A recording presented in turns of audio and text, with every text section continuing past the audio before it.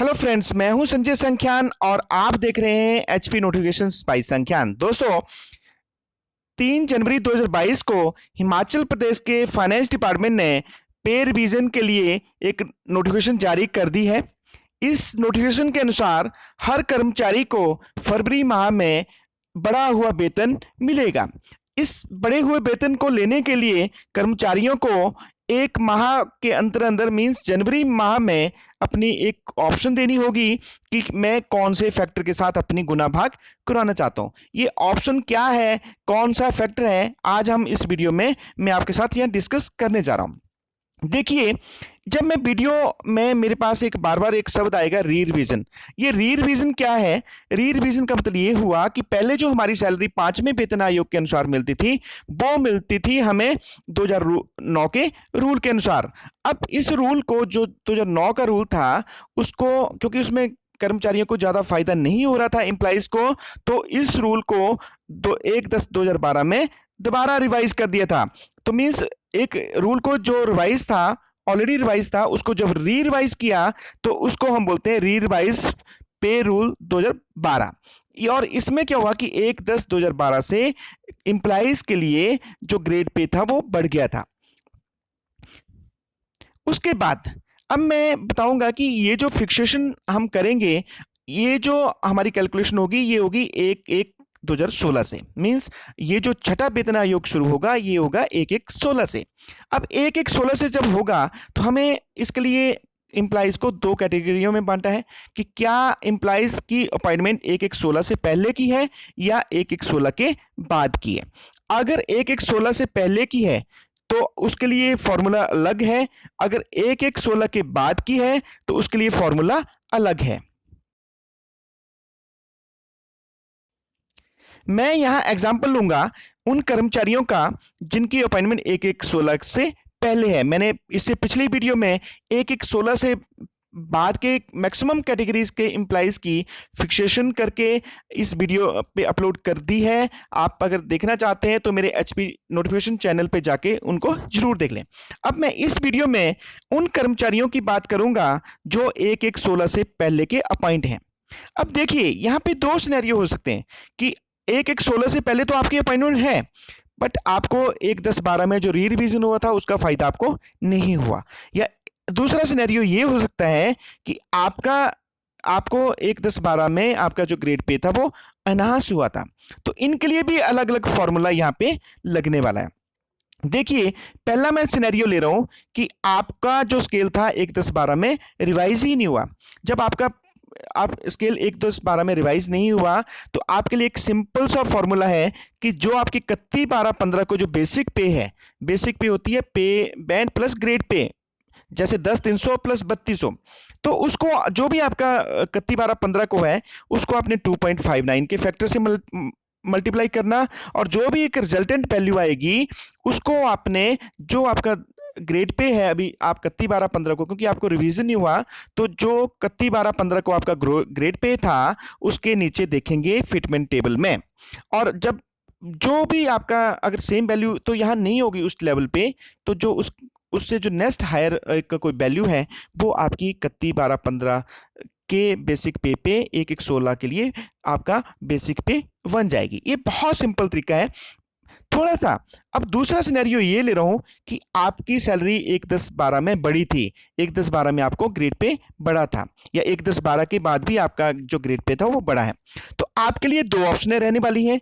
एक ऑप्शन ये है कि आप चाहें तो आप ये मान के चलते हैं कि मैंने सिर्फ जो एक्चुअल बेसिस पे फिक्सेशन करनी है उसको करा लें, या आप चाहें तो नोशनल बेसिस पे भी फिक्सेशन करा लें। एक्चुअल का मतलब ये है कि आप चाहेंगे कि जो मुझे आज की डेट में 31/12/15 को जो मेरी सर्विस बुक में जो बेसिक पे थी उसी पे कैलकुलेशन करा दो, मुझे कोई चेंज करने की जरूरत नहीं है। तो उसके लिए आपकी ऑप्शन ये होती है एक्चुअल बेसिस पे। और दूसरा जो आपके पास ऑप्शन है कि आप चाहते नहीं, मैंने 1/10/12 में जो मुझे ग्रेड पे अनाउंस हुई थी मैं उसको फोरगो करता हूं और ये मानता हूं कि मेरे को उसका फायदा नहीं हुआ था। आप नोशनली मेरी फिक्सेशन 31/12/15 तक करिए और उसको बाद मुझे जो है वो मेरे को पे फिक्सेशन करिए। अब इसके बाद अब आप में ये दो सिनेरियो आपके पास आ गई और ये ऑप्शन आपको 1 माह के अंदर अंदर हर अपने ऑप्शन में देनी पड़ेगी। अब मैं एग्जांपल ले रहा हूं कि अगर आप चाहते हैं कि मैं एक्चुअल बेसिस पे मैं कुछ नहीं करना, जो मेरी सर्विस में 31/12/15 को बेसिक पे है उसी पे ही मेरी जो है वो फिक्सेशन करिए। तो आपका हम क्या करेंगे, 31/12/15 को जो आपकी बेसिक पे है उसको आपने मल्टीप्लाई करना 2.25 के फैक्टर से, और जो भी 2.25 के फैक्टर से आपके पास कोई वैल्यू आएगी उसको हमने देखना पे मैट्रिक्स टेबल पे। 41 पेजेस की एक नोटिफिकेशन है, अगर आपको मिल गई है तो ठीक है, नहीं तो आप उसको नेट से भी डाउनलोड कर सकते हैं, या मैं कोशिश करूंगा डिस्क्रिप्शन बॉक्स में भी दूं, आप वहां से भी उसको डाउनलोड कर सकते हैं। तो जैसे ही आपके पास ये जो एक रिजल्टेंट वैल्यू आ गई गुना करके 31/12/15 के बेसिक पे को, आपने उसको देखना है ग्रेड पे, जो भी आपका ग्रेड पे 2009 का पोस्ट का था, या अगर आपने ए स्पेस ले ली है तो जो ग्रेड पे अगर आपका बढ़ गया तो उसके नीचे देखेंगे। पर एक चीज मैं आपको यहां जरूर बताना चाहूंगा कि अगर आपका ग्रेड पे जो 2012 के बाद बढ़ा था उसके नीचे आप बिल्कुल भी नहीं देखेंगे, क्योंकि ये क्लियरली रूल में बताया गया है, रूल 7 में, कि जो ग्रेड पे है वो हम सिर्फ देखेंगे जो आपका 2009 का था या जो 2009 के बाद ए स्पेस लग के आपका ग्रेड पे पहुंच गया है। अब मैं दूसरा सिनेरियो लेता हूं कि आप चाहते हैं कि अपनी फिक्सेशन नोशनल लेवल पे करानी। तो नोशनल का मतलब मैंने बता दिया कि आप क्या करेंगे कि जो 1, 10, 12 से जो पहले आपकी बेसिक पे है उसमें 3% ऐड करते हुए आप 31/12/15 तक अपनी नोशनल फिक्सेशन कराएंगे। आप भूल जाएंगे कि 1, 10, 12 का आपको कोई फायदा हुआ था, और जो 31/12/15 को जो आपके पास बेसिक पे आएगी उसको आप मल्टीप्लाई करेंगे 2.59 के फैक्टर से। मीन्स 31/12/15 को जो आपकी बेसिक पे है उसको आपने 2.59 से गुना करना। जो भी आपके पास एक वैल्यू आ जाती है उसको आपने देखना है ग्रेड पे जो आपकी 2009 की थी, या अगर आपकी ग्रेड पे 2009 से बढ़कर एसीपीएस की वजह से बढ़ी है तो उस ग्रेड पे भी आप अपने आप को देख सकते हैं।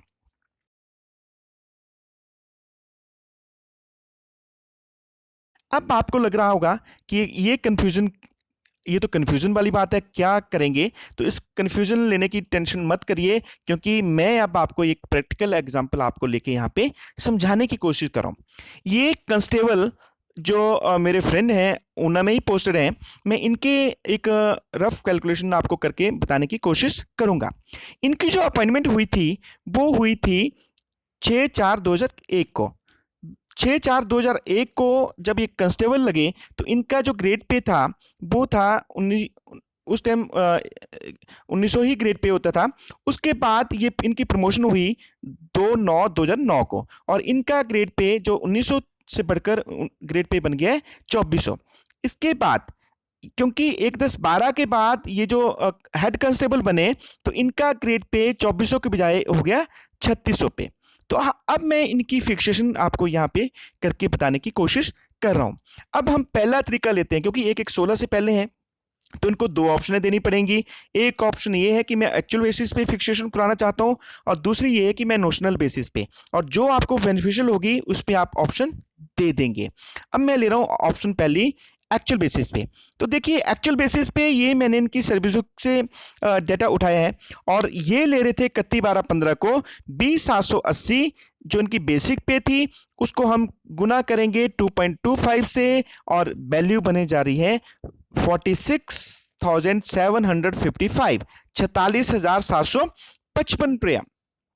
अब ये 46,755 रुपये को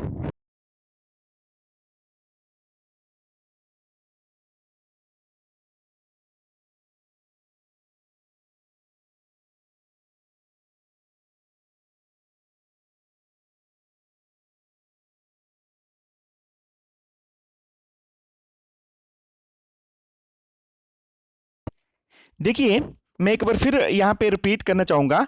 इनकी बेसिक पे थी 14,710, उसको हमने गुना किया 2.25 के फैक्टर से, और ये बन गई 33,098।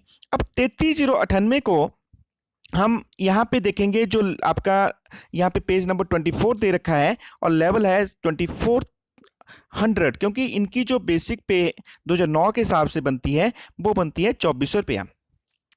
अब जब हमने इसको गुना किया एक्चुअल बेसिस पे तो ये बन जाएगी 33,098 को जब मैं टेबल पे देखूंगा पेज नंबर 24 पे और लेवल 6 पे, तो ये निकल रही है 33,400। मीन्स इनकी अगर हम छठे वेतन आयोग के अनुसार इनकी फिक्सेशन हो जाएगी 33,400 रुपया।